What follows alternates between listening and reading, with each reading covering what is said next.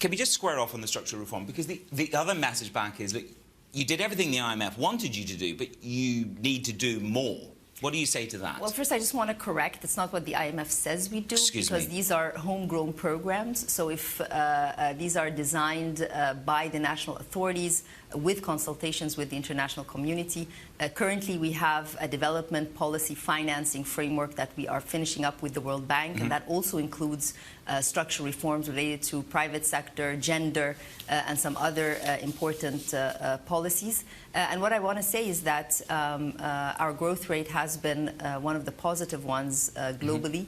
Expectations are quite impressive going forward, and that comes on the back of very important reforms, as well as projects across different sectors that have not stopped despite the pandemic and have included private sector as well.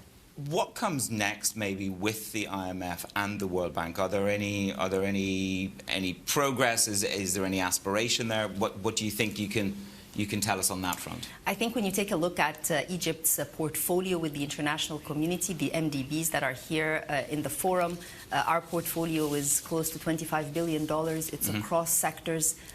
We have been advocates of multilateralism, doing it ourselves, and this is something that will continue across the different MDBs.